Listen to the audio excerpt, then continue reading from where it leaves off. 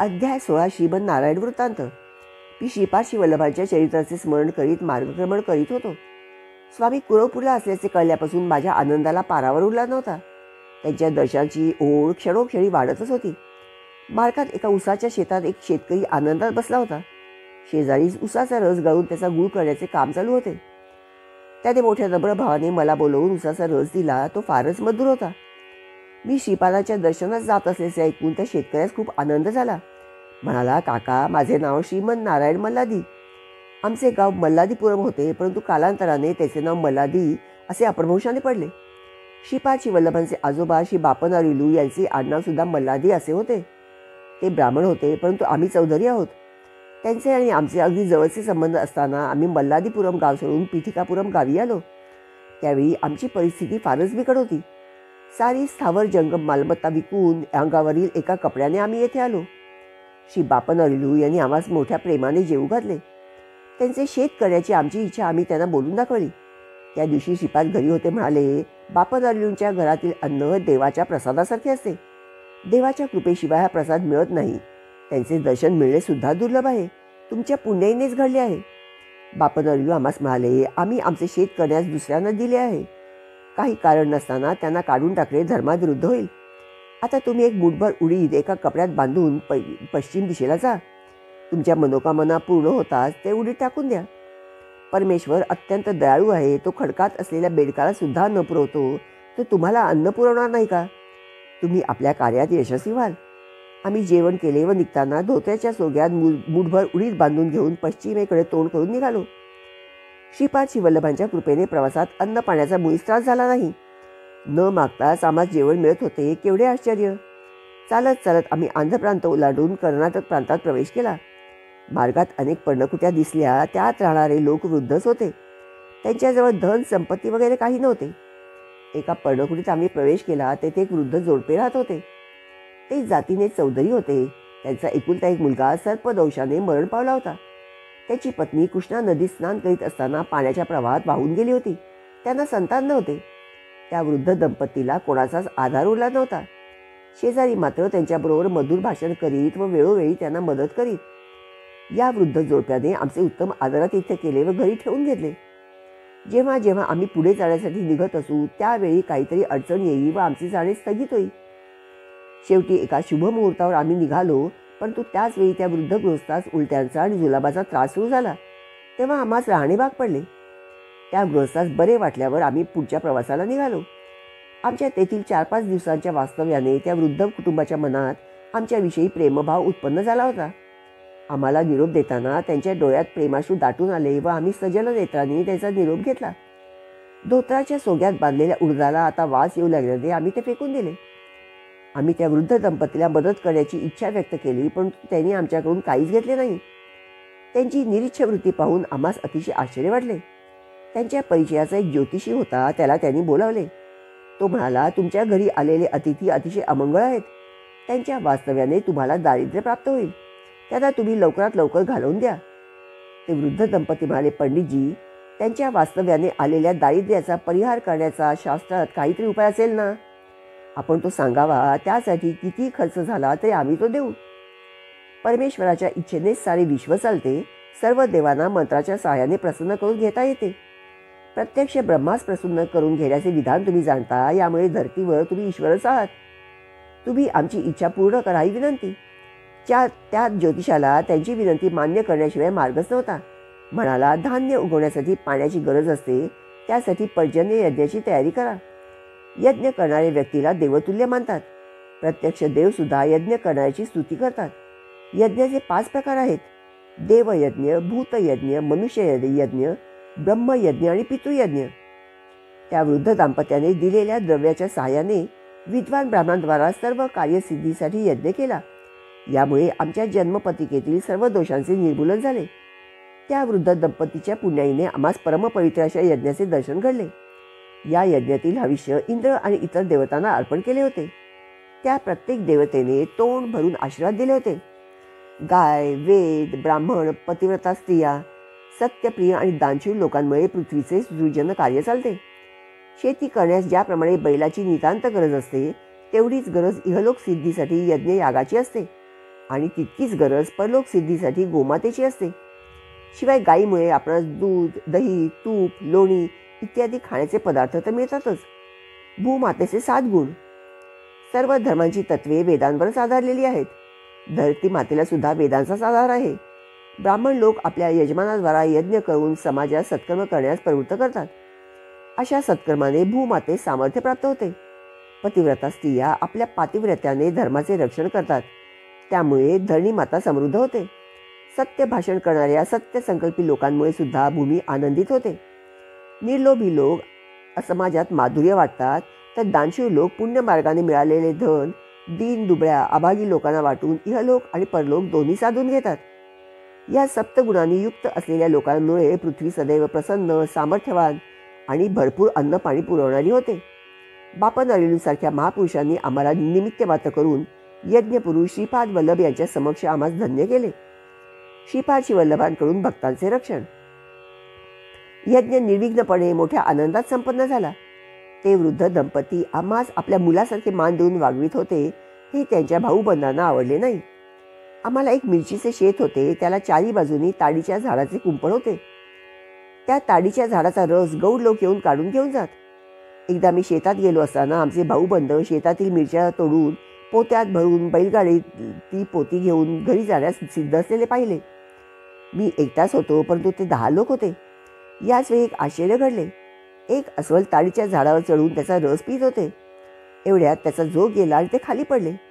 त्या अस्वलाला जवळ आलेले पाहताच आमचे भाऊबंध घाबरून पळून गेले. अस्वलाच्या विषारी नखांनी होणाऱ्या जखमांची त्यांना कल्पना होती. मी श्रीपादांचे नामस्मरण करीत बैलगाडीत बसलो. ती गाडी चालू लागली. ते अस्वल श्रीपादांच्या नामस्मरणाच्या आवाजाने शांत झाले व आमच्याबरोबर चालत आमच्या घरी आले. त्या अस्वलाला पाहून त्या वृद्ध दंपतीच्या घराजवळचे शेजारी आश्चर्यचकित झाले.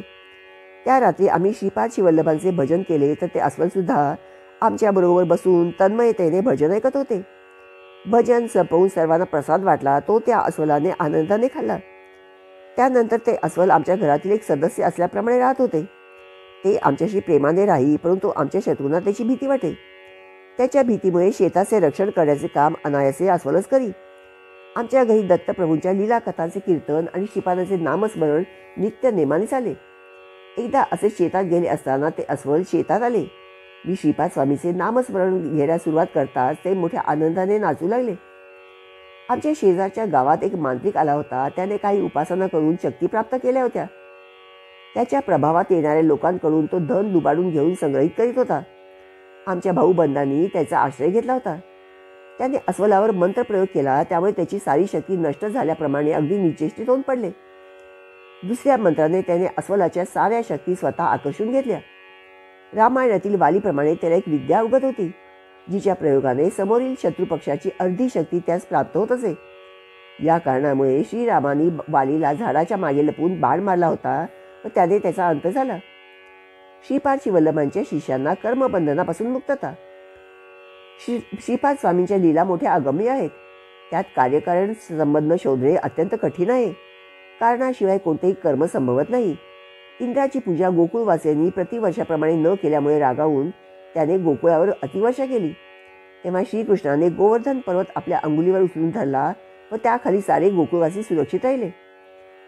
त्याचप्रमाणे श्रीपाद वल्लभांनी मांत्रिकाच्या योगशक्तीला तिच्या आज्ञेप्रमाणे करू दिले. अस्वल त्या शक्तीला बळी पडले. त्याच्यातील पुण्य अंशामुळे ते श्रीपाद स्वामींचे भक्त झाले होते. त्या मांत्रिकाच्या शक्तीप्रयोगाने निचेष्ट पडलेले अस्वल मंद गतीने रडत होते. दुःखी जीवांचे रुदन श्रीपाद शिवल्लभ स्वामींना न चुकता ऐकू येते. ते प्रत्येकाच्या कर्मानुसार पापकर्माच्या फलाची तीव्रता कमी करतात.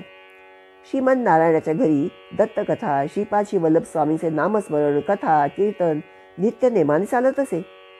नामसंकीर्तन चालू असताना एक अद्भुत घटना घडली. ते मृतप्राय पडलेले अस्वल श्रीपादांच्या नामघोषाने एकदम चेतना जागृत होऊन आनंद विभोर होऊन नाचू लागले. श्री दत्तात्रेयांचे योग सामर्थ्य सर्वांपेक्षा काही वेगळेच आहे. त्यांच्या करुणेनेच अस्वलाचे रूपांतर एका मनुष्यात व तांत्रिकाचे रूपांतर एका अस्वलात झाले. तेथील लोकांनी त्या अस्वलास दोरीने बांधून अरण्यात सोडून दिले. ते मनुष्यरूपी अस्वल सर्व लोकांना उद्देशून म्हणाले, लोक हो, मी गेल्या जन्मी एक सावकार होतो आणि व्याजावर पैसे देण्याचा व्यवसाय करीत होतो. अधिक व्याजाचा दर लावून मी लोकांना छळीत असे. धन न दिल्यास त्यांचे धन लुबाडून घेत असे. अशा दुष्कृत्यामुळे मला अस्वलाचा जन्म घ्यावा लागला. परंतु माझ्या पूर्व पुण्याईने या जन्मी श्रीपाद श्रीवल्लभाचे दर्शन घडून त्यांचा अनुग्रह प्राप्त झाला. त्यांच्या अनुग्रहामुळेच माझी अस्वलाच्या योनीतून सुटका होऊन उत्तम असा मानव देह प्राप्त झाला. त्या मांत्रिकाने अनेक पापकर्मे केली. त्याने माझ्यासारख्या मूक असलेल्या आणि विशेष म्हणजे श्रीपाद श्रीवल्लभ स्वामींचा भक्त असलेल्या प्राण्याचा विनाकारण छळ केला. या पापकर्मामुळे त्याला स्वामींनी योग्य ते शासन केले. शिष्टांचे रक्षण आणि दुष्टांना शासन असे ब्रीद असलेल्या स्वामींची जे अनन्य भावाने श्रद्धायुक्त अंतःकरणाने सेवा करतात त्यांच्यावर श्री स्वामींचे कृपाछत्र सदैव असते. देव आणि भक्तांची निंदा करणाऱ्या आणि परधनावर आसक्ती ठेवणाऱ्या लोकांना ते योग्य ते शासन करण्यास चुकत नाहीत. आपल्या पापकर्मावर पश्चाताप होऊन व योग्य ती शिक्षा भोगल्यानंतर काही दुष्ट लोक स्वामींचे भक्त झाल्याची उदाहरणे आहेत. तो मनुष्यरूपी अस्वल पुढे म्हणाला, मी श्री स्वामींच्या नामस्मरण पारायणाने सद्गतीस प्राप्त झालो. मला मानवी देह मिळालेला पाहून सर्व भक्तगणांना अत्यंत आश्चर्य वाटले व आनंदही झाला.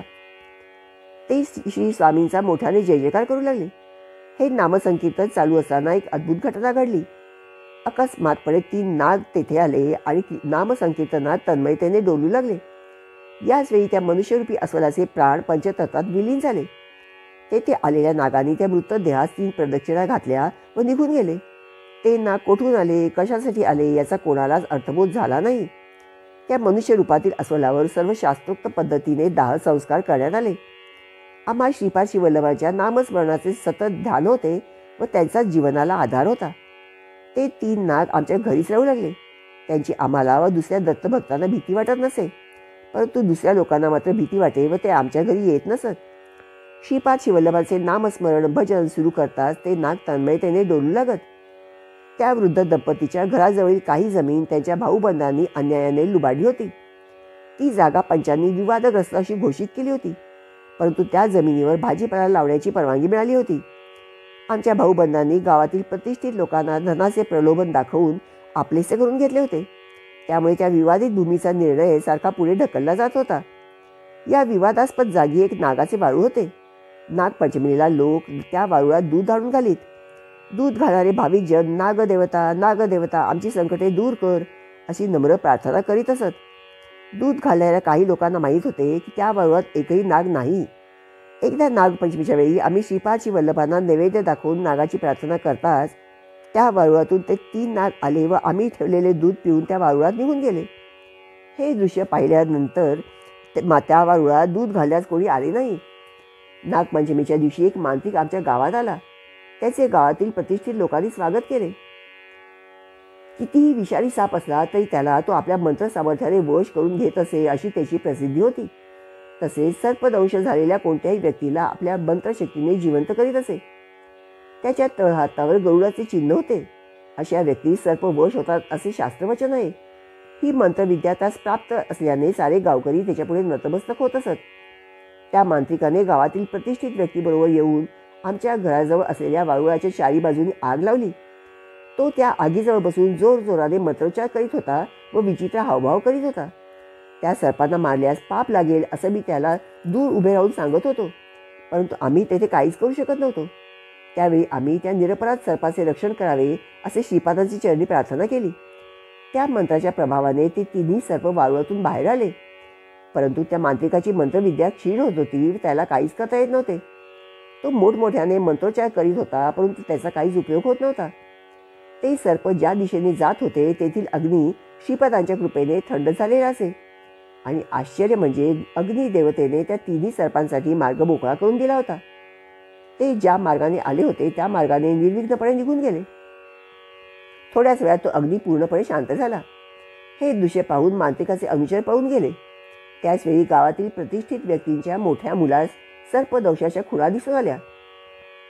थोड्याच वेळात त्याचे शरीर सर्पाच्या विषाने काळे निळे पडले. दुसऱ्या मुलाची दृष्टी पूर्णपणे नष्ट झाली. त्या मांत्रिकाने पुष्कळ मंत्रोच्चार केला, परंतु काहीच उपयोग झाला नाही. त्याच्या हातावरील ती गरुड रेषा हळूहळू लहान होत अदृश्य झाली.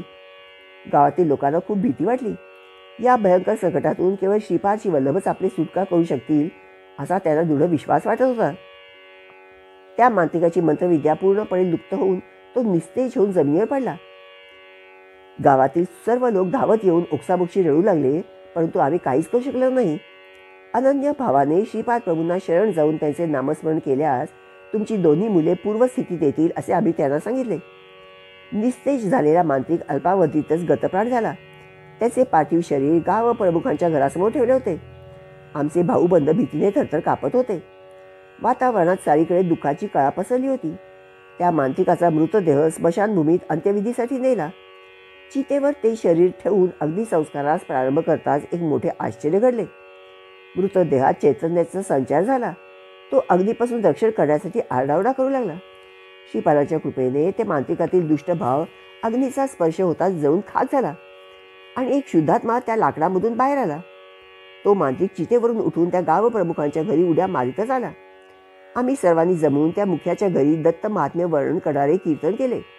त्यानंतर दत्त दिगंबरा श्रीपाद वल्लभ दिगंबरा या भजनाने सारा आसमंत भरून टाकला. श्रीपाद प्रभूंच्या स्थूल आणि सूक्ष्म रूपातील दिव्य किरण सारे वातावरण, सारी ब्रह्मांडे या दिव्य किरणांनी पवित्र झाली होती. स्वामींच्या सच्चिदानंद अद्वैत स्वरूपात असलेला महाकरण देह महत् विश्रांतीत होता. त्यातून निघणारे दिव्य किरण सायुज्य, सालोक्य आणि सामिप्य मुक्ती प्रदान करणारे होते. अवधूत, अंशावतार आणि महासिद्धी प्राप्त महायोगी सुद्धा या दिव्य किरणांनी पवित्र होत होते.